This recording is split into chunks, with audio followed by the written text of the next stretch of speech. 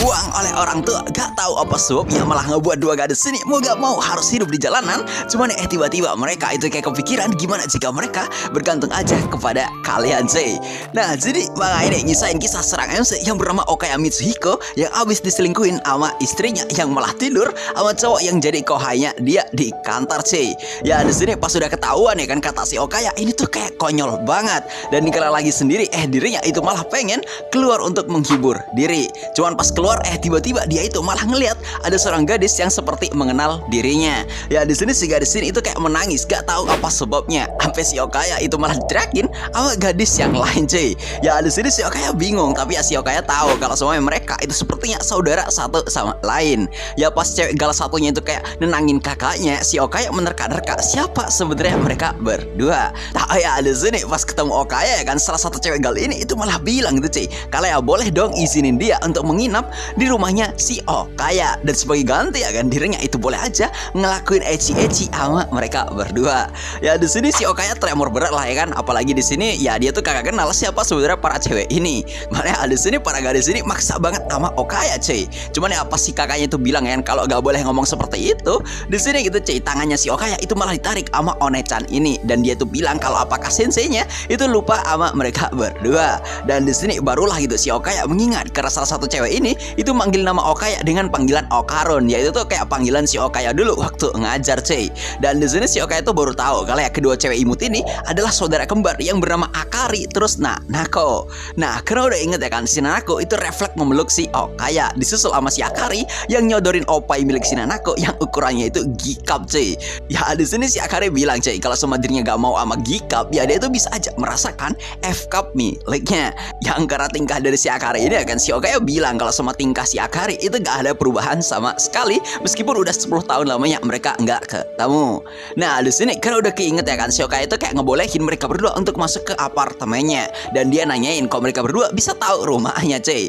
Ya di sini si Nanako bilang kalau dirinya itu tahu rumahnya si Okaya karena pas kecil dia itu pernah ngebuntutin si Okaya saat pulang dari kerjaan part time-nya. Ya di sini si Nanako itu kayak ngerasa bersalah cuy meskipun ya sebenarnya niatan mereka berdua ya itu emang mereka udah pengen datang kemari aja. Ya di sini si Okaya itu ngasih tahu kalau 10 tahun yang lalu dirinya itu pernah ngajarin mereka berdua dan karena mengingat hal ini si Okaya itu malah nangis ketika itu cuy. Yang ngeliat si Okaya nangis ya kan mereka berdua berinisiatif untuk ngasih minum. Cuman ya karena tangannya si Nanako tuh kayak kepegang sama si Okaya air minumnya dia itu malah tumpah anjir dan malah ngenain roknya si Nanako. Ya di sini gimana kagak tumpah anjir karena ya si Nanako tuh sebenarnya suka banget sama si Okaya cuy. Cuman ya dia tuh kayak kagak jujur sama perasaannya dia dan malah ya gara-gara ini ngebikin dia jadi grogi berat sama si Okaya. Ya ada sini cuy kira malah digodain ya kan sama Akari itu malah ngebikin si Nanako malah jadi nangis anjir. Cuman ya dia itu malah dikasih pet sama Okaya. Yang pas soal ini ya kan singkat cerita si Akari itu kayak minjam kamar mandi si Okaya buat mandi cuy. Meskipun ya dia tuh kayak ngajak si Okaya untuk ikut mandi bersama mereka berdua. Nah di sini cuy pada saat si Nanako sama si Akari mandi si Okaya kayak bertanya-tanya kenapa dia jadi seperti lebih tenang padahal baru aja dia diselingkuhin di pagi harinya. Dan dia tuh nyangka kalau ini tuh sejak pertemuannya sama si Nanako dan si Akari di depan apartemennya. Ya di sini dia bilang ya kan kalau kehidupan dia sekarang itu kayak ngerasa lagi nonton film di TV cuy. Dan di sini dirinya bilang ya nggak ada masalah gitu cuy dan ngizinin mereka berdua untuk menginap sehari aja di sini. Yang pas lagi nyantai gini ya kan tiba-tiba ya kan kedua gadis ini itu malah nyusahin si Okaya anjir. Mana ya dia itu cuman keluar pakai handuk aja cuy. Ya ada sini cuy pada saat si Okaya itu udah ngasih pakaian ganti untuk mereka berdua si Akari itu kayak menggoda si Okaya karena masa sih dia itu nggak tertarik sama kedua gadis cantik di sini padahal mereka berdua itu kayak lagi gak pakai dalaman cuy. Ya di sini kan karena mesin cuci si Okaya tiba-tiba rusak dan pakaian mereka itu malah tercuci di sono ya kan itu malah ngebikin kedua gadis ini terpaksa itu cuy harus menginap di rumahnya si Okaya. Ya meskipun di sini si Okaya itu sebenarnya ada keberatan karena dia itu adalah sosok pria tua apalagi ya penampilan mereka itu udah mantep banget kayak gini. Ya di sini ya kan si Akari itu bilang kalau ya gimana lagi orang ini tuh udah terpaksa banget karena mesin cucinya itu malah rusak pada saat mereka itu pengen mencuci.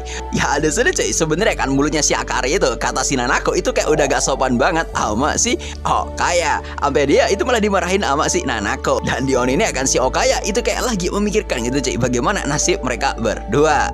Dan karena apa boleh buat ya kan, di sini si Okaya pada akhirnya ngebolehin mereka berdua, meskipun ya awalnya mereka itu kayak pengen menginap ke tempat laundry cuy. Ya di sini karena berhasil dapat tempat tidur gratis ya kan, mereka berdua itu jadi kayak kesenangan gitu cuy. Dan si Akari di sini kayak pengen memasakkan sesuatu untuk mereka berdua, karena si Nanako itu di sini nggak bisa memasak cuy. Yang karena tingkah mereka di sini tuh kayak berisik banget, itu malah ngebikin si Okaya jadi sedikit merasa tenang. Nah, di sini kita kayak diliatin cuy sama si Okaya yang malah ketemuan sama cowok brengsek yang tidur sama istrinya dia. Yang dia itu malah ngenalin dirinya ya kan kepada si Okaya kalau sama dia itu lagi deket sama cewek baru yang ternyata itu adalah istrinya si Okaya. Ya di sini untung aja ya kan kalau semua ini tuh kata si Okaya hanyalah mimpi belaka cuy. Dan pas dirinya tuh kayak berberes-beres ya kan dan akan berangkat kerja, di sini cuy kita diliatin sama si Akari yang lagi masakin sarapan untuk mereka bertiga. Ya di sini si Akari bingung mau masak apaan ya kan, apalagi di kulkas si Okaya itu nggak ada isinya sama sekali. Dan di sini si Akari itu kayak tiba-tiba marah cuy, karena dia itu yakin banget kalau sama istrinya si Okaya itu nggak memperhatikan kebutuhan dari Okaya. Makanya kata si Akari, istri si Okaya itu udah gak layak banget sebagai seorang istri, bahkan kata dia sebagai seorang manusia pun itu kagak layak anjir. Ya di sini ya kan si Akari itu kayak menyuguhkan kopi gitu cuy untuk si Okaya. Yang anehnya si Akari itu kayak tahu selera kopi dari Okaya kalau sama dia itu suka minum kopi dingin di pagi hari. Ya di sini singkatnya ya kan si Akari itu kayak bertingkah kalau dirinya itu bisa memenuhi kebutuhan si Okaya lebih baik dari istrinya. Bahkan ya mau begituan pun sama dia, ya dirinya tuh kayak gas aja gitu cuy. Buset dah kata gue, ini cewek kayak mulutnya kagak bisa ditahan anjir. Ya di sini ya kan pas si Okaya itu kayak mau berangkat dulu, si Akari itu malah kasih sebuah ciuman di pipinya si Okaya agar dia itu kayak lebih bersemangat pada saat dia akan bekerja cuy. Dan di sini cuy, pada saat si Okaya itu kayak lagi masang sepatu, tiba-tiba gantian gitu cuy, giliran si Nanako yang kayak datang dan ngasih ucapan selamat tinggal. Nah di sini cuy, pada saat berangkat ke kantor si Okaya itu sebenarnya agak mau masuk gitu cuy, karena malas aja ketemuan sama selingkuhan dari istrinya. Namun ya dia tuh juga agak bisa ngomong apa-apa karena kepala editornya dia itu mau ketemuan sama dirinya. Ya di sini pas ketemu sama bosnya dia ya kan, di sini bosnya dia itu bilang kalau sama dirinya itu udah dikeluarkan dari grup project Tanakawa Books cuy. Yang di sini alasannya karena si Okaya dituduh udah selingkuh sama sesama anggota grup di situ. Ya di sini si bos Okaya bilang padahal ya dirinya itu udah menikah juga ya kan, dan ngapain si Okaya itu harus selingkuh. Yang di sini si Okaya sadar kalau dia itu udah kena fitnah. Mana di sini pada saat si Okaya nanyain ya kan siapa yang ngasih tahu fitnah ini, si bosnya malah bilang kalau semua dia tahu dari ceritanya Kohai brengsek yang udah tidur sama istrinya si Okaya cuy. Ya di sini karena bosnya itu kayak lebih percaya kan sama anak baru itu, si Okaya itu kayak memilih untuk keluar aja dari kantornya cuy. Meskipun ya sebenarnya dia itu hanya dikeluarkan dari proyeknya aja, cuman ya dia itu udah kelewat jengkel lah cuy buat kerja di sana ya kan. Jadi ya pada akhirnya dia itu mutusin untuk resign aja. Ya di sini pas lagi menyesal, tiba-tiba si Okaya ketemuan sama kepala editornya dia. Ya di sini si kepala editor ini yakin kalau si Okaya gak mungkin selingkuh karena si Okaya itu orangnya jujur banget. Apalagi ya kata kepala editornya dia, dirinya itu kayak lihat si Okaya adalah seseorang yang kayak pekerja keras juga, dan dirinya itu juga gak peduli sama penilaian orang kepadanya. Jadi ya kagak mungkin juga dia tuh bakalan selingkuh anjir, bahkan sama sesama anggota grup projectnya dia cuy. Dan Dion ini akan kata kepala editornya, daripada si Okaya bingung, dirinya tuh pengen ngajak dia untuk gabung ke perusahaan editor baru miliknya, karena katanya dia sayang banget kalau semua karya si Okaya itu jadi gak diketahui oleh seluruh dunia. Dan di sini cuy, pada akhirnya karena si Okaya itu juga gak ada pilihan, dirinya pada akhirnya memutuskan untuk ikut tawaran dari si kepala editornya. Ya di sini cuy, pas malam hari itu udah tiba, kita di sini dilatin sama si Okaya yang malah kayak ngantuk banget, dan dia tuh di sini kayak bisa-bisanya anjir malah nidurin si Nanako gitu cowok. Mana ya di sini lu kan tahu anjir si Nanako itu badannya gede banget, jadi gak mungkin gak kelihatan anjir. Ini kata gue kayak niat banget anjir nidurin si Nanako anjir. Padahal di sini sama si Nanako malah si Okaya dipeluk anjir. Yang karena ini ya kan, itu malah ngebikin gelaganya si Okaya diketahui gitu cuy sama si Akari. Ya meskipun si Akari malah ngedukung aja anjir hubungan gelap antara si Nanako dan dirinya.